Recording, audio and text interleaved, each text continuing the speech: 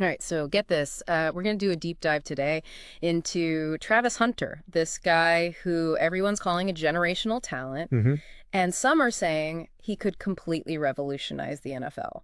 It's certainly a lot to live up to. Yeah, it really is. And, we're not just talking about a guy who's good at two positions. We're Right. talking about someone who could dominate on both sides of the ball at the pro level. That's pretty much unheard of in the modern NFL. Right. So is he the real deal or is this all just hype? I mean, that's what we're going to try to figure out. We're going to break down the stats, analyze the potential, and see if Hunter truly is the game changer everyone's making him out to be. I think one of the things that makes this so fascinating is just the question it raises about the nature of the NFL itself.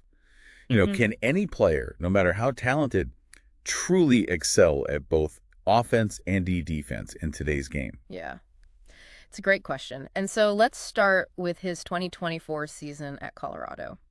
You provided us with some stats, and it's almost unbelievable. He's putting up numbers that would make him a top prospect on either side of the ball. I mean, we're talking top 5 receiver stats, top 10 cornerback stats. Yeah. It's truly unprecedented. His stats are impressive, but honestly, what's even more remarkable to me is his snap count. Okay. Hunter played 3,380 snaps, the most in all of college football. Wow. Yeah, he was practically living on the field. 3,380 snaps. That's insane. But you've been pretty optimistic so far. I gotta ask, are there any serious red flags with Hunter? Yeah. I mean, can that kind of workload even translate to a 17-game NFL season? That's the million-dollar question, isn't it? Yeah. The typical NFL player who's aiming for peak performance is only on the field for around 65 to 70 snaps per game. Okay. And that's less than half of what Hunter was doing in college. So are NFL teams looking at Hunter and thinking, okay, can his two-way magic work in the pros, or do we need to make him choose just one position? Yeah, I think that is the dilemma they're facing. It's just incredibly rare for a player to excel on both sides of the ball in the NFL. The demands are just too high.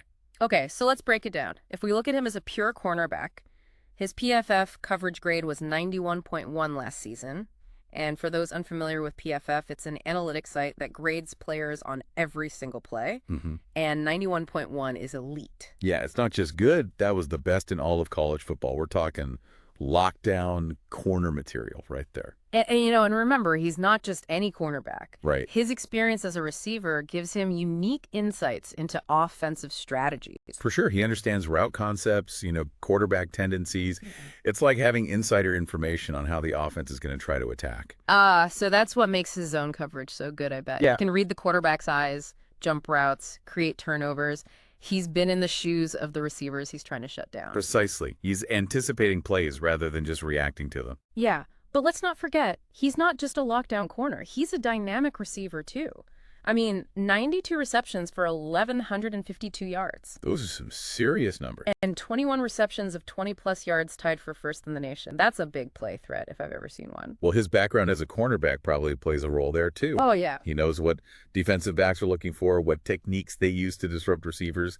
It's like he's always one step ahead. It's almost unfair, right? Like, he's playing chess while everyone else is playing checkers. No wonder people are comparing him to established NFL stars. Yeah, on offense, he's drawing comparisons to Devonta Smith, who's known for his precise route running and ability to create separation. And then on defense, the go-to comparison is Denzel Ward, a top-tier cornerback with shutdown potential. These are serious comparisons. Right. And they highlight just how high Hunter's ceiling is. They reflect a genuine belief that Hunter has the potential to be a game changer, regardless of which position he ultimately focuses on. That's what makes it so fascinating, He's forcing everyone to reconsider what's possible in the NFL. Speaking of possibilities, let's talk draft buzz. Yeah, so most mock drafts have him going in the top 5. Some even have him as high as number 1 overall. Yeah. That's a testament to the level of talent we're talking about here. Yeah, and the Tennessee Titans have that first pick, and they've been pretty open about wanting a generational talent to build their team around. Think they're looking at Hunter. It's certainly a possibility. Yeah. Imagine Hunter lining up opposite Derrick Henry on offense and then switching to defense to lock down the opposing team's best receiver. It'd be a headache for any opponent to game plan against. Oh, for sure. I came across a quote from NFL defensive coordinator Mike Zimmer, and it really struck me. Okay. He said that Hunter's two-way ability would be a good problem to have because it's like getting 2 players at one draft spot. Yeah. You're essentially getting double the value. That's a great way to look at it. Even if Hunter ends up specializing in one position, Imagine the flexibility he could offer a team. He could come in for specific packages or situations to exploit mismatches. Okay, I'm sold on the potential, but, I always have to play devil's advocate. So what could derail this hype train? What are the challenges Hunter might face in the NFL? Well, at 6'1" and 185 pounds, he's a bit lighter than your typical NFL cornerback. Okay. So he might need to bulk up to handle the physicality of the pro game, especially if he's going up against bigger, stronger receivers. That makes sense. And then there's the positional uncertainty. hmm It's one thing to be a two-way star in college, but the NFL is a different beast. Can he really master two positions when guys dedicate their lives to mastering just one? You're hitting on a crucial point. It's all about finding the right fit. A team with a coaching staff that understands his unique skill set and is willing to develop him properly. Yeah, if they try to force him into a traditional box, they might end up limiting his potential. Right. It's a delicate balancing act. It really is. You mentioned Deion Sanders earlier, and that brings up an interesting point about the historical context of two-way players in the NFL. For sure. I mean, Deion was a phenomenal athlete who excelled on both sides of the ball. He was prime time. But his success was a long time ago. Could Hunter be the one to bring that two-way magic back to the NFL? That's the question everyone is asking, and honestly, it's a question that's going to be debated right up until draft day. Deion's success was incredible, but the game has changed so much since then. Is the NFL even ready for a true two-way player in the modern era? That's what makes Hunter's story so intriguing. It's a test case, not just for him, but for the league itself. Can they adapt their thinking, their coaching, their strategies to accommodate a player who breaks the traditional mold? It would be a pretty radical shift. I mean, for decades, the NFL has been all about specialization, Find your position, master your craft, become the best at that one thing. Hunter challenges that entire philosophy. He forces us to ask, what if we've been limiting ourselves, right? What if by embracing versatility, we could unlock a whole new level of strategic possibilities? So how do you even begin to evaluate a player like Hunter? If you're an NFL GM, how do you decide where he fits, what his value is? It's a fascinating dilemma for these teams, especially those at the top of the draft. Do they buy into the two-way dream?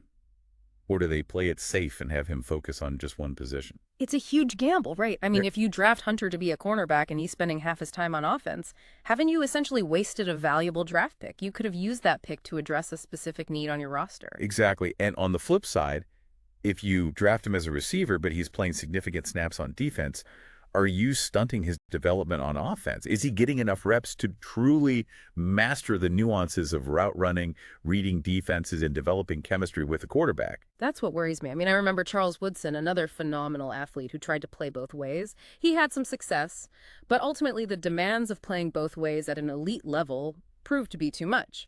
Is Hunter going to fall into the same trap? Yeah, it's a valid concern. It's worth noting, though, that the NFL has evolved since Woodson's time. Teams are more aware of the risks of overworking players. They're more focused on load management, sports science and recovery strategies. So maybe there's a middle ground here. Maybe Hunter doesn't need to be a 50-50 player to be effective. Maybe it's about finding the right balance, using him strategically to create mismatches and exploit weaknesses in the opponent's game plan. Now you're talking. Imagine Hunter coming in on 3rd and long to lock down the opponent's best receiver. Then on the very next play, he lines up on offense and runs a deep route, taking advantage of the tired cornerback who's been chasing him all game. He'd be like a Swiss Army knife, a weapon you can deploy in a variety of ways to keep your opponent guessing. You'd never know what to expect. It would make game planning a nightmare. It's all about playing chess, not checkers. And with a player like Hunter, you have the potential to make some truly unpredictable moves. So maybe the real key to unlocking Hunter's potential isn't about forcing him into a traditional role. It's about embracing his uniqueness and finding creative ways to use his skills to disrupt the game. Like that quote from Mike Zimmer we mentioned earlier, having a player who can excel on both sides of the ball is a good problem to have. It's just a matter of finding the right solution. So let's say you're an NFL coach lucky enough to have Travis Hunter on your roster. How do you actually manage his workload and development to get the most out of his extraordinary abilities? It all starts with setting realistic expectations. Let's be honest, it's highly unlikely that he'll be able to replicate his college workload in the NFL.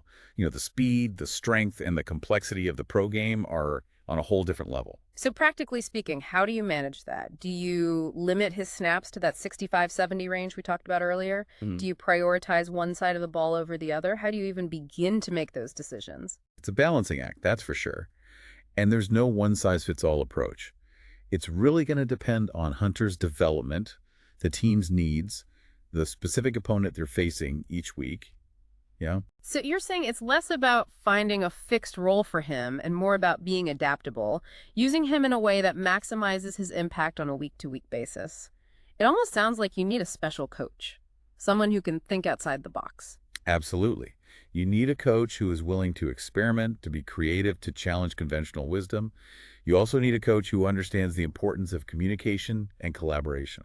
You mean working closely with Hunter, getting his input, making sure he feels comfortable and confident in the roles he's being asked to play? Exactly. It's a partnership, not a dictatorship. You need to build trust, open lines of communication, and create an environment where Hunter feels empowered to express himself and contribute his ideas. That makes sense, but there's also the physical side of things, right? He's going to be putting his body through a lot playing both ways. How do you manage that?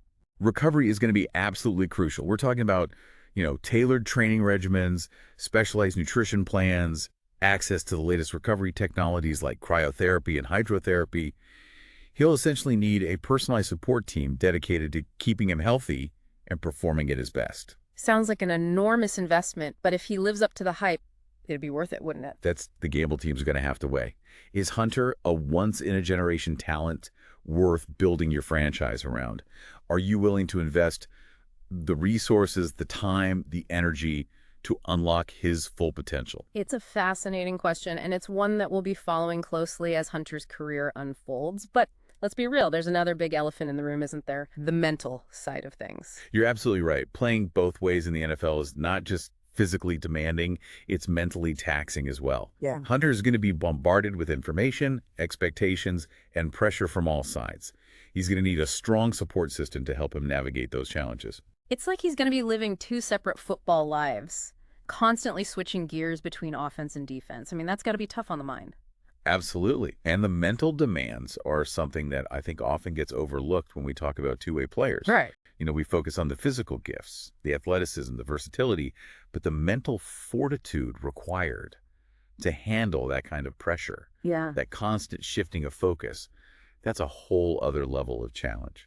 So what does that support system look like? Are we talking coaches, trainers, sports psychologists? What kind of resources will he need to actually thrive in this kind of unique situation? It's a holistic approach, really. Okay. It starts with the coaching staff, creating a culture of open communication and trust Hmm. where Hunter feels comfortable expressing his concerns, his needs, his aspirations. It extends to the training staff, developing a tailored program that addresses his specific physical demands, focuses on injury prevention, and prioritizes recovery. And it also involves access to mental health professionals who can help him manage the stress, the pressure, the mental fatigue that comes with playing both ways. You've painted a very complex picture here. It sounds like Hunter's success in the NFL isn't just about his talent. Right. It's about finding the right environment, the right support system, the right team that's willing to go all in on his unique abilities. Precisely. It's a collaborative effort, a partnership between the player, the coaches, the organization, and everyone involved in his development. And it's going to require a level of commitment, creativity, and flexibility that we haven't really seen before in the NFL. This has been fascinating. Honestly, it's made me think about talent in a whole new way. It's like Hunter's story is a challenge to the status quo, a test of whether the NFL can adapt to a new kind of player, a new way of thinking about the game. I think you've hit the nail on the head. Travis Hunter isn't just a football player. He's a symbol of the evolving nature of sports. So we're seeing this in other sports, too. With athletes like Shohei Ohtani in baseball and Giannis Antetokounmpo in basketball, who are defying traditional positions and redefining what it means to be a complete player. It's exciting to see how these unique talents are pushing the boundaries of what we thought was possible. It makes you wonder, are we entering a new era of sports?